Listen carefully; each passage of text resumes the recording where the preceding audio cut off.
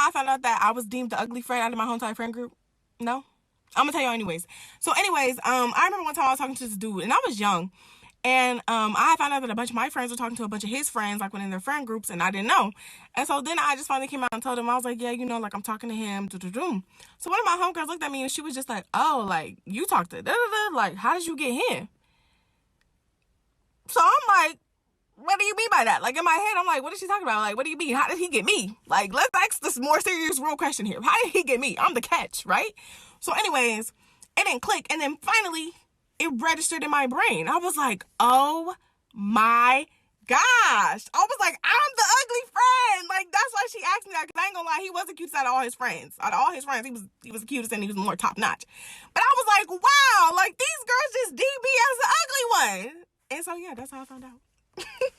Okay, story time about meeting my new neighbors. So I'm in the backyard playing with my kids. We haven't moved in yet, but there's a gate between the two properties, and my next door neighbor is this old lady, and she crosses over and introduces herself. So I introduce myself, and she says, every family that's lived here hasn't lasted very long, so I'm not going to bother getting to know you. I'm sorry, but did you not just come onto my property to meet me?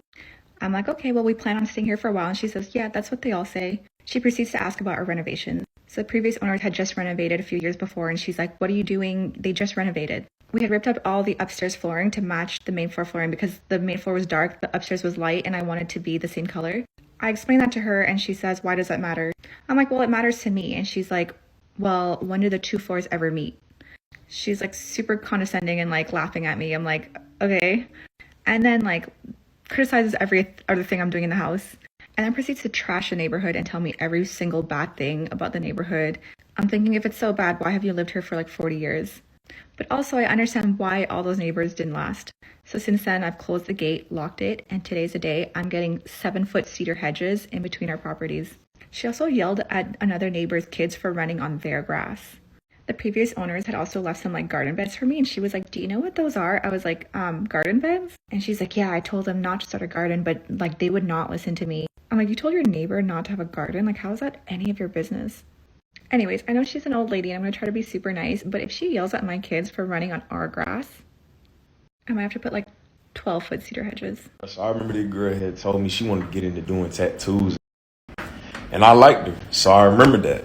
So I started watching YouTube videos and all of that, and I ended up making this girl a Pinterest board, basically giving her steps of what she should be doing to get to that goal. I took her out to her favorite restaurants to show her this. We was eating this shit, I was kind of nervous. I pull out my phone, I show her the Pinterest board or whatnot. And I said, if you take this seriously, you know what I'm saying, I get you an iPad so that you can, work on your art a little bit more. Like, I cannot make this shit up. The girl started laughing at me, bro. And she said it was weird that I had did that. I felt kind of bad because I was like, damn, maybe I'm doing too much. Some of these women just be so used to the bare minimum. When a man wants to treat her like a human being and show her that love and support that she deserves, she just gonna sabotage. You get the best of themselves to the lamest niggas. Okay, quick story time real quick, because I'm trying to see what I'm wrong at. So, my sister's boyfriend's birthday was yesterday, and I posted on his wall like I would do anybody else, and I said, happy birthday, bruh, be safe. That's it. Nothing more, nothing less.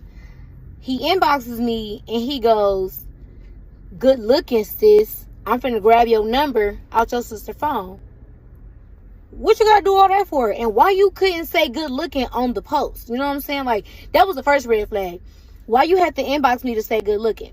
Why you couldn't just heart the post or like the post? Something simple. Let me know, like, oh, okay, some kind of gesture of thank you. You ain't have to say that. A like or whatever would have been fine. I don't give a. I'm just telling you happy birthday because you my sister boyfriend or whatever. And we've all chilled and like, I got cool vibes from you. This texts me and goes, so what's up? Your sister gave me a pass to see some titties. The fuck you texting me for? So I'm like, block. I blocked them and I screenshotted that in the message on Facebook to my sister, and I was like, yo, this ain't that. Whatever the fuck y'all got going on, do not put me in it. I ain't with that shit.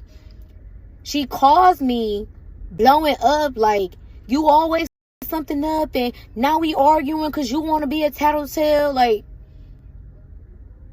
where the was I wrong? Like, where was I wrong? Was I not supposed to tell you your nigga making a pass at me? And she goes, I told him he can see and titties for his birthday, and here you go making a big deal out of nothing.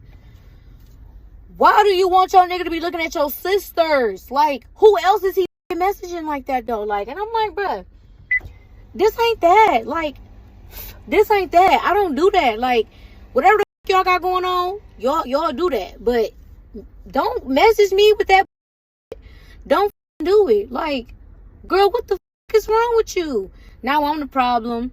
Now I'm the home wrecker because I decided to say something to her about her boyfriend being inappropriate to me. Please tell me where I was wrong for making her aware of the situation. Whether she told him he could see ass and titties or not. You know what I'm saying? Like, I just don't know where the fuck I went wrong, because why? I just can't get over the fact. Why would you hit me up? I am her whole sister.